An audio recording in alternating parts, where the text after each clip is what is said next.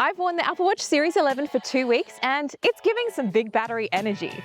Yeah, it looks the same as before and it has the same screen as last year's model. But guess what, my friends? We are finally getting a better battery. Now, I put out a question on my social media asking you what you wanted to know most about the Series 11, and overwhelmingly, it was battery life. I never thought I'd see the day when the Apple Watch series would give me more than Apple's claim of 18 hours of battery life. Well, really, you could do more like a day and change with real-world use if you're not pushing it too hard. Now, Apple's claim on the Series 11 is now 24 hours, but in reality, I am getting on average between 28 and 32 hours. That's with a 30 to 45-minute GPS workout each day, notifications from the phone, the always-on display active, and sleep tracking for one night before I need to recharge. Some days when I'm feeling lazy and I don't do those workouts, I can push it to 2 nights of sleep tracking before it's needing to charge. This is a big deal because battery anxiety was always a thing for me on the Series 10 and earlier, and ponying up the cash for an Apple Watch Ultra just to get a bigger battery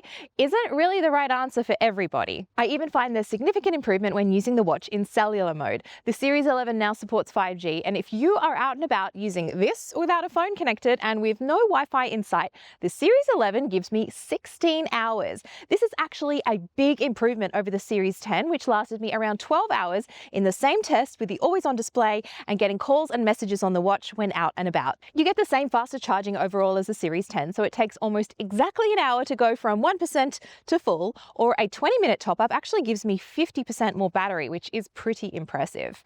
Honestly, this is the main reason why you'll probably want to upgrade from an older Apple Watch, and I'll talk a bit more specifically about which ones I recommend upgrading from at the end of the video. You'll also get the nice LTPO3 display from the Series 10 that can go down to 1 Hz. What that means in practical terms is it supports a ticking second hand on the always-on display, and the wide-angle OLED means you'll be able to see it better from all sorts of different angles on your wrist. But really, it's the battery, baby. This is the 42mm Series 11 in aluminium. Yes, I say aluminium, in the silver finish. As introduced on last year's Series 10, the two sizes are now 42mm and 46mm, so that might be another new element for you if you're coming from an earlier Apple Watch. The good news is your existing bands are backwards and forwards compatible, so the new 42mm model, like this one, will accept bands from the 41mm watches, and the 46mm model will take older 45mm bands as well. There's also more durable Ion X glass, that's on the aluminium models, with a harder surface that is 2 times more scratch resistant compared to the Series 10. Do know that the titanium Series 11 has a sapphire crystal display, which is unchanged from the earlier model. Okay, so the other things on this watch that I think are noteworthy are, of course, the hypertension notifications. So how this works is it's ticking away in the background looking for potential signs of hypertension or high blood pressure by analyzing data from the heart rate sensor. You have to opt in from the Health app, just like you do with the sleep apnea notifications that we first saw on the Series 10. The good news is you don't necessarily need a new Apple Watch. It works on the Series 9 and later, or the Ultra 2 and later with WatchOS 26. Something else working in the background is a sleep score. Yes, after years of tracking sleep, the Apple Watch will now finally give you a handy score out of 100 to help you better understand the quality of your snooze based on the duration, your bedtime, and interruptions. It's also compatible with watches from the Series 6 and later on WatchOS 26, so again, a nice bonus that it's not tied to the new hardware.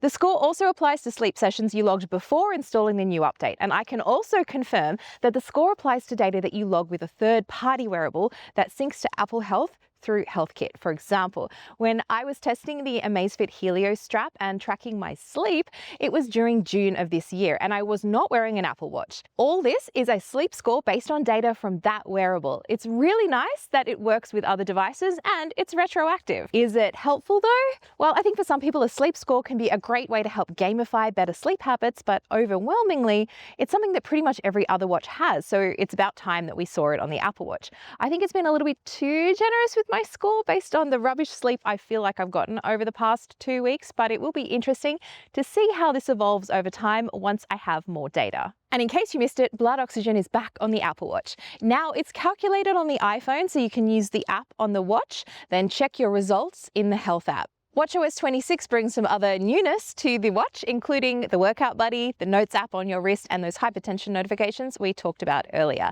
You can see my full breakout video on WatchOS 26 up here somewhere or on my channel, and it's going to go into more detail about all of the features coming to this watch and to compatible earlier Apple Watches as well. So basically, Workout Buddy is giving you metrics and statistics in your ear, like heart rate, average pace, and so on through your AirPods or Bluetooth headphones, and a little bit of motivational encouragement. But it was also giving me the artist and the name of the song I was listening to when I was listening to Spotify at the time, not Apple Music. So I thought that was a nice little touch.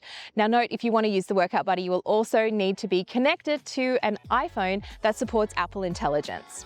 Now, the Apple Watch is so mature that there's not all that much that Apple can add to the Apple Watch series to make it leaps and bounds better than the previous generation. It really does set the bar in many ways for what makes a good smartwatch, and it has for a while now. And yes, before you say it, it could have even more battery life like the Garmin's or the Amazfits of the world, but you have to remember that those watches don't offer as tight of an integration with the iPhone or things like cellular connectivity in this same price range. All that said, there is always room to improve, and considering rivals like the Pixel Watch 4 offer dual frequency GPS, that's an obvious inclusion.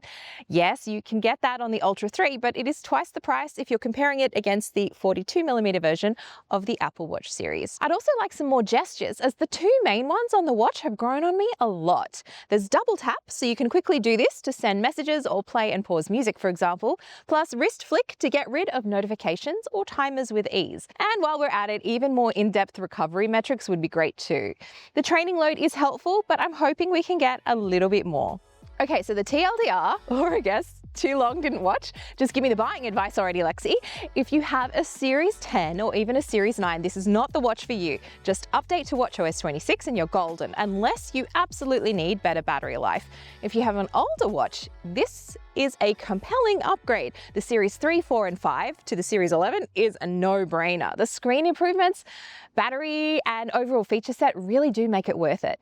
From the Series 6 to the Series 8, this one's a little trickier because if your watch is still in good working order, WatchOS 26 can make it feel new and you'll get some of those new features like the sleep score too. But then there's the curveball of the Apple Watch SE 3, which I think is a sleeper hit of this year's lineup. Always on display, 5G connectivity, and the same S10 processor as the Series 11 make it the best value, and probably the one I'd pick if you don't need hypertension notifications or the ECG.